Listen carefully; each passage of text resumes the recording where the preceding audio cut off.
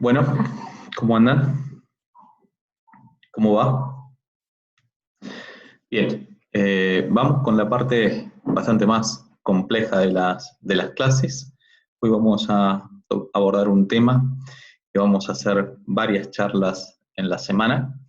Esta es la primera que le vamos a mandar, va a ser el día lunes, pero más que seguro el miércoles volveremos a mandarle otra, otra más. Bien, es de cómo identificar es el modo ventilatorio. Cómo vamos a identificar modos ventilatorios, igual no son temas fáciles de abordar. Vamos a tratar de hacerlo lo más pedagógico posible. Miren, no hay nada tan mencionado en la terapia intensiva o en ventilación mecánica como el término modo ventilatorio. Los modos ventilatorios son patrones definidos de interacción entre el paciente y el ventilador. Simplificando, el modo es cómo el respirador controla la presión, flujo y volumen dentro de cada respiración. O sea, cada secuencia de respiración. Nosotros no nos tenemos que olvidar que este paciente que entró en una falla respiratoria o luego de una cirugía, sus músculos respiratorios no están capacitados para afrontar una respiración normal. Por lo tanto, un aparato tiene que respirar por él. Cuando le entregan aire, se lo van a entregar en forma de flujo, presión y volumen. ¿Bien? Flujo, volumen y presión. Le entrega todo ese aire en esas tres formas de poder controlarlo. ¿Ok? Ahora bien, miren esto. Los fabricantes de ventiladores acuñan nombres únicos para modelos disponibles en sus respectivos dispositivos, principalmente como herramienta de marketing. ¿Qué quiere decir? Que a un modo ventilatorio comúnmente conocido como controlado por volumen, lo llaman ultra destornillador, ponele, un montón de nombres ficticios que lo que hacen es aumentar el marketing. Pero a nosotros, como kinesiólogos, nos crea un lío terrible porque tenemos para una forma de ventilarlo 300 nombres diferentes por cada dispositivo que uno compra. ¿Bien? Por lo tanto, se hace muy difícil poder comprender cómo funciona cada modelo. Por lo tanto, ahora actualmente varios top de la ventilación mecánica y de la terapia respiratoria están tratando de unificar la forma de interpretar a ese modo ventilatorio independientemente del nombre que lleve. Y algunos otros, más entusiastas o utópicos para mí, están tratando de unificar nombres, independientemente de la marca del ventilador. Por lo tanto, que el controlado por volumen sea el controlado por volumen en la marca Hamilton, Rager, Neumoven o cual quisiera. ¿Bien?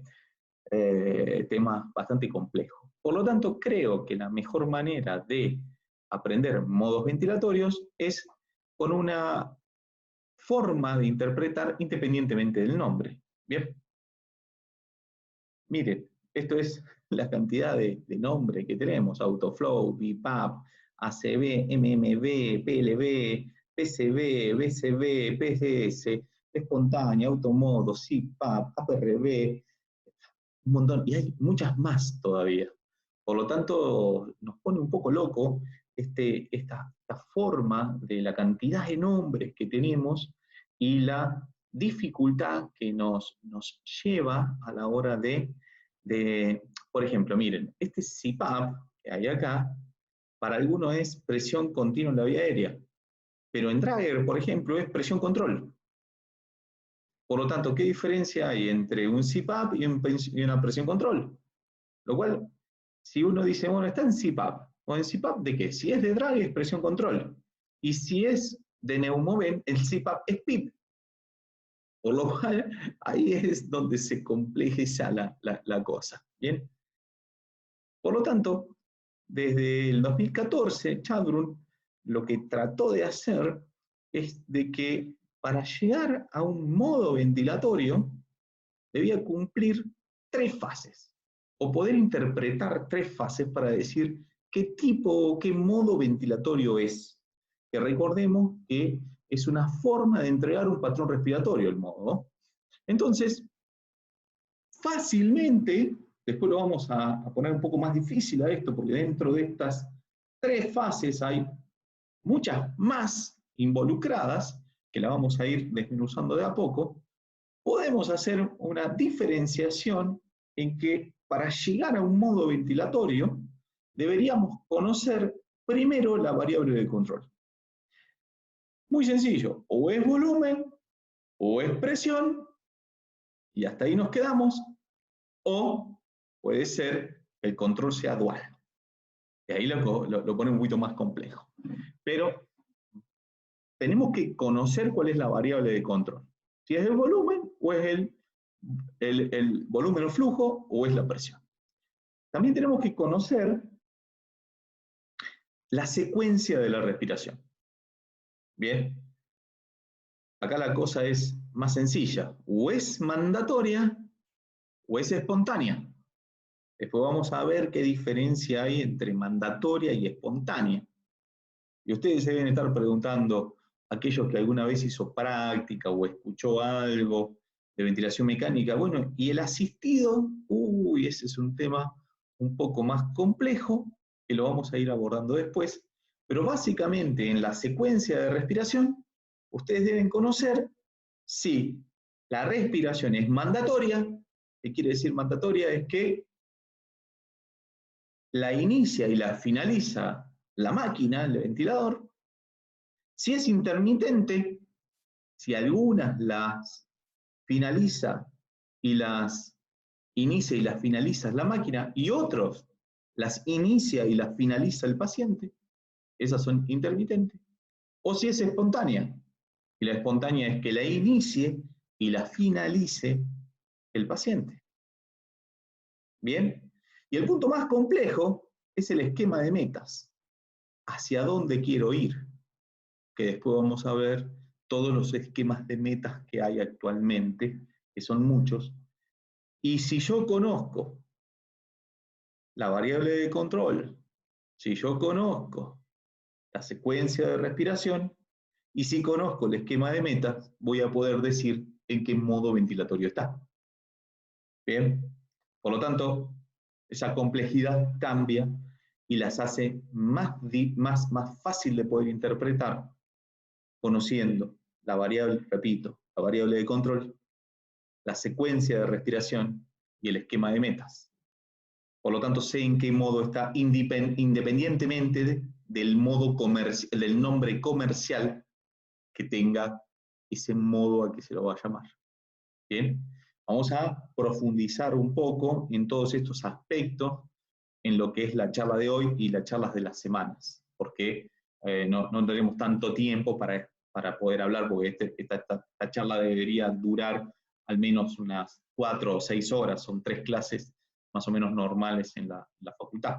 Vamos a hacerlo lo más dinámico posible.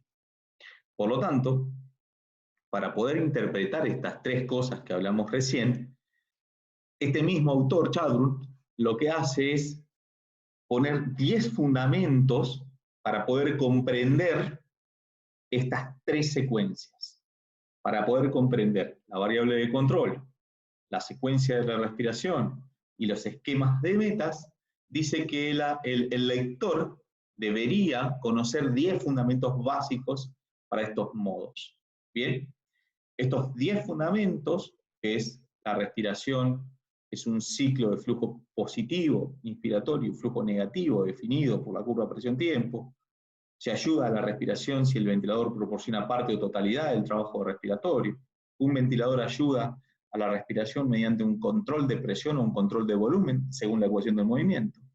Las respiraciones se clasifican de acuerdo a los criterios que la desencadenan, inician, o la ciclan, que la detienen.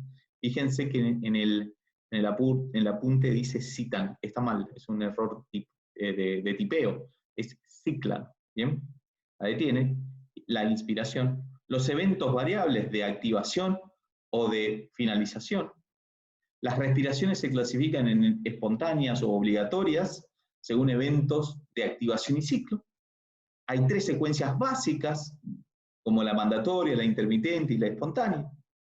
Hay 5 patrones básicos, que son los que dicen acá, BC-SMB, BC-IMB, PC-SMB, PC-IMB, PC-CSB.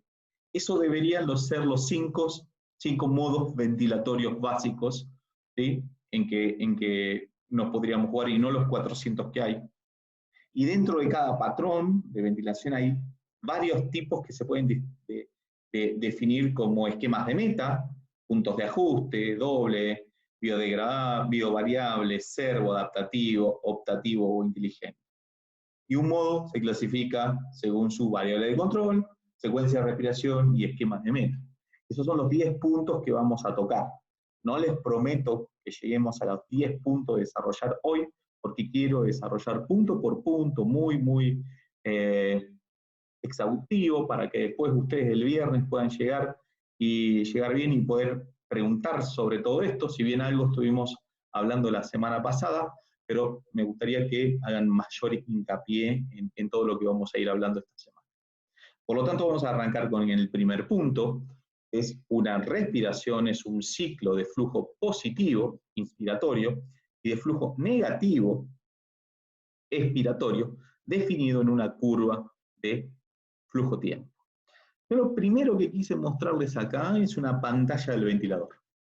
Esto es, yo apenas llego a una terapia intensiva, leo la carpeta de mi paciente, conozco las particularidades que tiene y por qué se internó, cuándo se internó nuestro paciente, y a la hora de colgarse el estetoscopio, nos lavamos bien las manos, nos protegemos y vamos a abordar a este paciente para hacer, ya con una visión inicial de cómo estaba nuestro paciente en los libros, en la historia clínica, hacer un abordaje personalizado al paciente. Por lo tanto, lo que voy a hacer es un examen físico de qué es lo que tiene para nosotros y un examen tecnológico, o sea que voy a ver cómo son los parámetros, los signos vitales, como la frecuencia cardíaca, la tensión arterial, la saturación, ¿bien? Y cómo está ventilado. Cuando yo abordo el ventilador, cuando yo miro el ventilador, voy a observar siempre 3 curvas, ¿bien? Clásicamente uno las puede modificar, pero clásicamente la curva, la primera, la de arriba, la que estoy mostrando acá, es una curva de presión. La del medio es una curva de flujo. Y la de abajo es una curva de volumen, ¿bien? Entonces todos los ventiladores están generalmente clasificados de esa manera. ¿Eso qué quiere decir? ¿Que son 3 pacientes diferentes? No.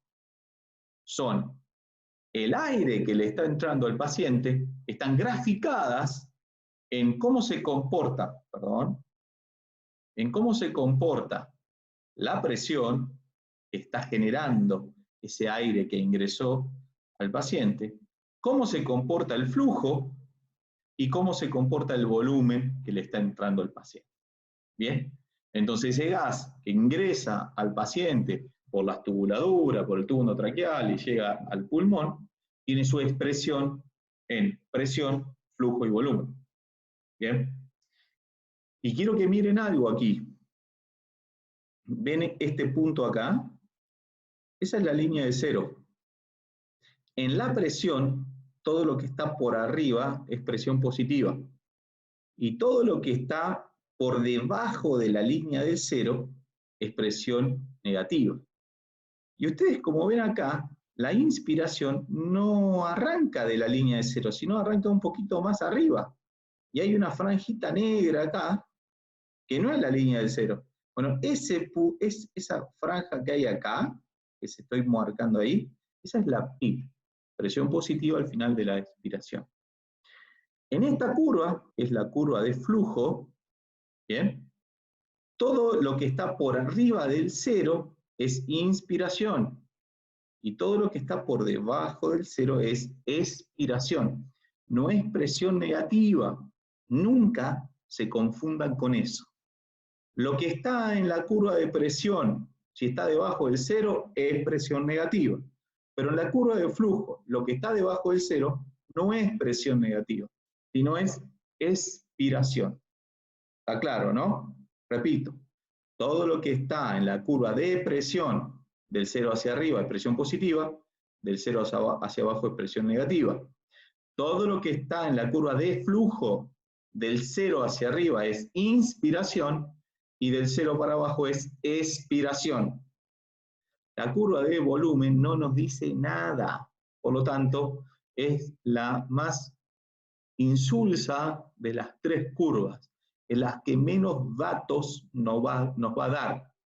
A diferencia de como pensábamos, nosotros pensábamos que siempre la curva de volumen nos podía dar más información que las otras curvas, pero la verdad es que no nos da nada de información. La que más información nos da, de acuerdo a cómo está nuestro paciente, son las curvas de presión y de flujo. ¿Bien? Para este punto, este primer punto, que es muy importante para entender modos ventilatorios, vamos a detenernos en una curva en particular, que es la curva de flujo. Y en esta curva de flujo, fíjense que tiene una forma, esperen que, aquí, tiene una forma cuadrada.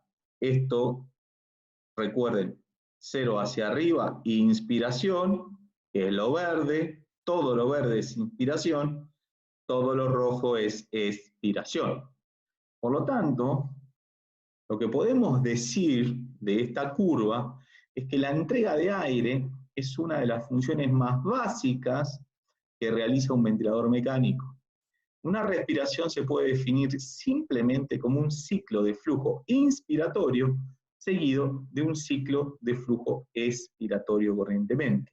Por lo tanto, acá obtenemos bien un ciclo ventilatorio, uno inspiratorio y otro expiratorio. Juntos, la inspiración y la expiración habla del ciclo respiratorio en general.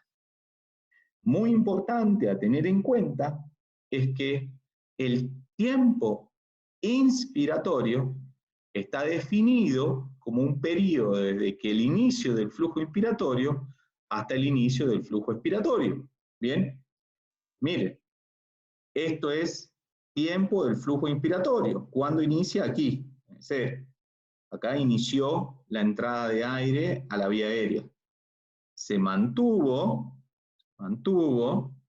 y en este punto, que termina lo verde y comienza lo rojo, se abre la válvula expiratoria. Por lo tanto, aquí termina la inspiración y comienza la expiración. Por lo tanto, desde este punto hasta aquí es tiempo inspiratorio. Y de este punto hasta aquí es tiempo expiratorio. ¿Bien? Muy importante esta curva, ¿por qué? Porque nosotros podemos inspirar, inspiramos, y fíjense que aquí termina el flujo inspiratorio, pero no termina la inspiración, termina el flujo inspiratorio. Desde este punto, déjenme marcárselo, desde este punto hasta que se abre la válvula inspiratoria, este tiempo se lo puede llamar pausa inspiratoria. Por lo tanto, la pausa inspiratoria es parte de la inspiración. Y ahora ustedes me deben preguntar, Martín, ¿para qué nosotros como terapeutas respiratorios, como kinesiólogos respiratorios, podemos usar una pausa inspiratoria? Bien, la respuesta es muy clara. Si yo hago una pausa inspiratoria, lo que hago es mantener más tiempo el aire adentro del pulmón. Por lo tanto, recuerden el concepto de presión media en la vía aérea, que era el promedio de las presiones que aumentaba la oxigenación. Por lo tanto, la pausa inspiratoria aumenta la presión media, tiene más tiempo el aire en inspiración metido adentro y mejoraría la oxigenación, el intercambio gaseoso, la oxigenación en un paciente que no está oxigenando bien. Sería una herramienta más, no la mejor, obviamente, porque hay que después evaluar en qué contexto clínico hacemos esto, no la mejor, pero una herramienta más para mejorar la oxigenación junto con el aumento de PIB o el aumento de la FiO2. ¿Bien? ¿Para qué otra cosa más podría aumentar o para qué otra cosa más podría hacer una pausa inspiratoria? Bueno, básicamente esa pausa inspiratoria que la tendríamos desde este punto hasta este punto, lo que me genera a mí es esta reacción. Esta es la pausa. Si ven acá, comienza la pausa, el paciente inspiró, se mantuvo, y recuerden que los alvéolos están conectados por poros de Kohn, canales de Lambert, lo cual, si no hay más flujo y no puedo sacar el aire, dentro del pulmón se redistribuyen las presiones, junto con los otros alvéolos que tienen constantes de tiempos diferentes. Si esta ya se abrió y esta todavía no se abrió y no hay más flujo, lo de acá va a pasar acá y se van a estabilizar. Por eso mejora el intercambio gaseoso, pero también, si yo mido la presión a esa final, al finalizar ese flujo, mido la presión acá, yo estoy evaluando y calculando la presión plató. Por lo tanto, la pausa inspiratoria a mí me sirve para controlar o para evaluar, para sacar la presión plató, que era la presión que me queda al final de la inspiración a flujo cero, sin movimiento, dentro de un alvéolo. Que si era mayor de 28, ¿qué pasaba? Sí, había distensibilidad y podría estar lesionando a nuestro pulmón. Bien, por lo tanto, la pausa inspiratoria es una herramienta para mejorar la oxigenación, repito, no la única ni la mejor, es una herramienta para mejorar la oxigenación, pero también es una herramienta para usarla como monitoreo ventilatorio, en donde me va a dar a mí el valor de la presión plató, que es un valor indicativo, no el único, de distensibilidad pulmonar, porque también tenemos ¿a quién? Al driving pressure, a la diferencia de presión, que también usamos la plató. Tenemos plató menos PIB, driving pressure, mayor a 15, mayor mortalidad, presión plató mayor a 28, mayor hándicap para que haga una lesión pulmonar. Por lo tanto, la presión plató y esa pausa inspiratoria es un concepto clave que ustedes deben saber, porque esa pausa inspiratoria me sirve para mejorar oxigenación, junto con FiO2 y PIB, me sirve como monitoreo ventilatorio, para conocer la distensibilidad de ese alvéolo, perdón, para conocer qué presión hay adentro de ese alvéolo, si es mayor de 28, saber que ahí puede haber una lesión pulmonar, pero también me sirve para que junto con ese valor de plató yo pueda hacer otros cálculos. 3 cálculos muy importantes. Driving pressure, restando presión plató menos PIB. Compliance pulmonar, dividiéndolo junto con el volumen corriente, menos PIB total. Y resistencia. Por lo tanto, esa pausa inspiratoria, si la hago permanente en todos los ciclos ventilatorios, puedo mejorar la oxigenación.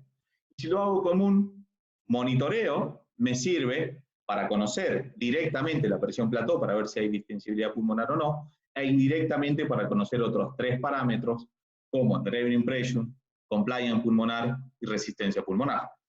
Por lo tanto, la pausa inspiratoria, vamos a volver aquí, la pausa inspiratoria es un concepto que ustedes deben tener extremadamente claro. El otro concepto que ustedes deben tener extremadamente claro es la pausa ya no inspiratoria, sino la pausa expiratoria.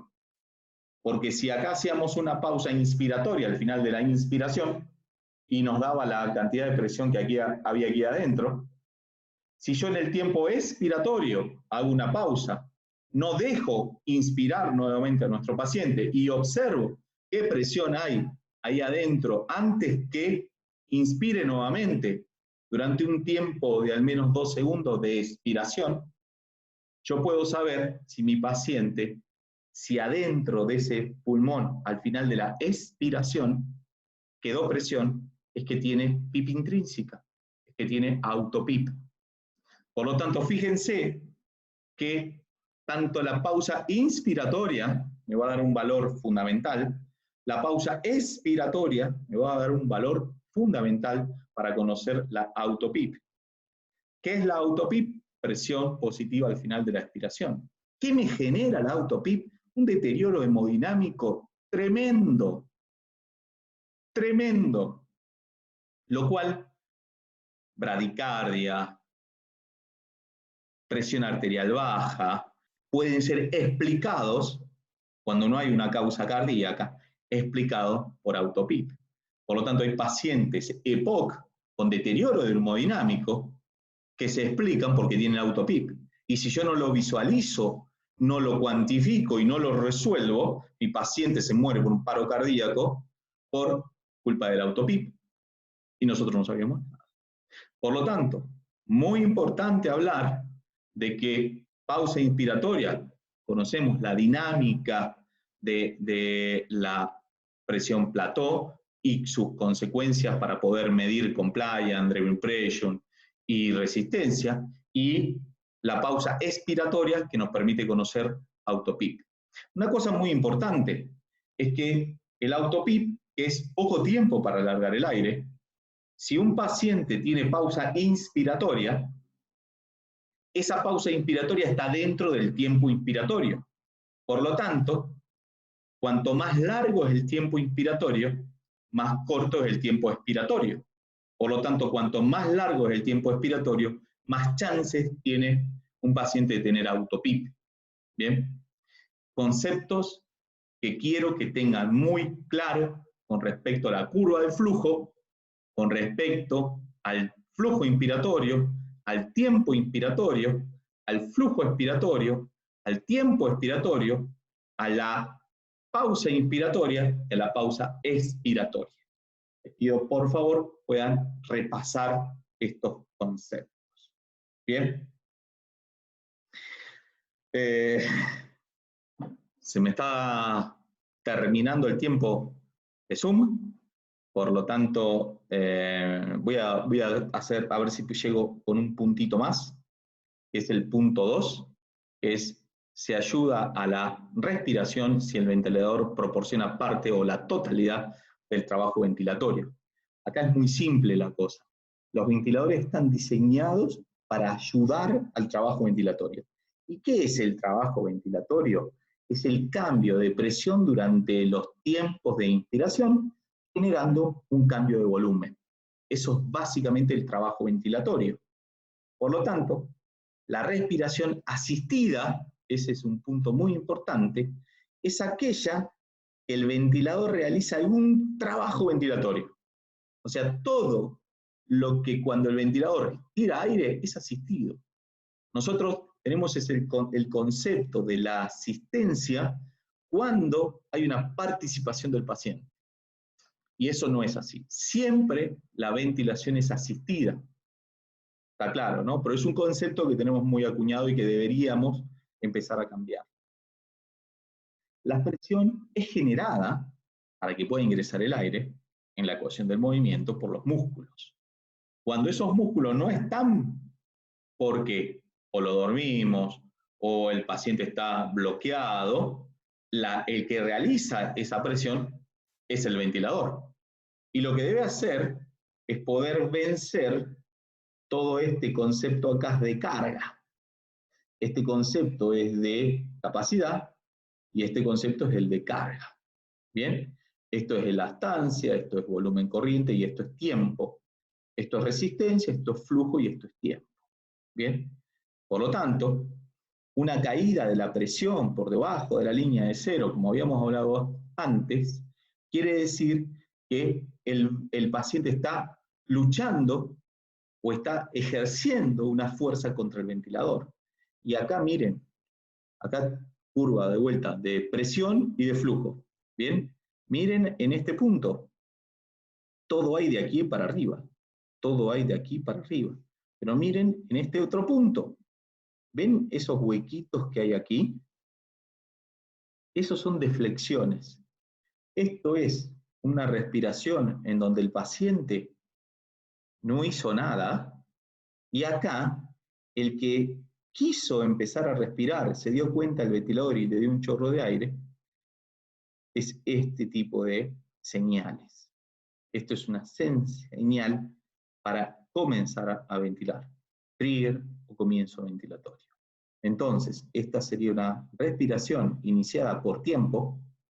¿Por qué por tiempo? Porque yo puse una frecuencia respiratoria, vamos a suponer que pongo 10 de frecuencia respiratoria, son 60 segundos, 60 dividido 10 es 6, cada 6 segundos va a respirar el ventilador o va a mandar aire, por eso es por tiempo, porque hay un tiempo determinado en que va a iniciar la ventilación. Acá no es por tiempo, sino es disparada por una señal que genera el paciente, que puede ser volumen o presión, cuando el paciente quiera respirar, no por tiempo. Por lo tanto, esto que hay acá es actividad del paciente. Entonces, esta es iniciada por el paciente y esta es iniciada por el ventilador. Esto es iniciado por tiempo y esto es iniciado por presión o flujo o volumen. Bien. Esto no es fácil, lo sé, por eso vamos a ir muy de a poco, muy de a poquito, punto por punto. Les pido que vuelvan a leerlo, a los puntos, junto con la clase, y así lo vamos comprendiendo un poco mejor, usando el foro de consulta y usando los viernes para poder charlar de estos puntos en sí. Les mando un abrazo grande. Más que seguro el miércoles estaría mandando otra clase, o mañana mismo otra clase con otros 2 puntos más, ¿sí? O 3, de acuerdo a la longitud que tenga estos puntos. Bien, y me gustaría que en el foro se vaya poniendo un poco más activo con algunas preguntas con respecto a la charla de hoy. Que tengan una buena semana, les mando un gran abrazo.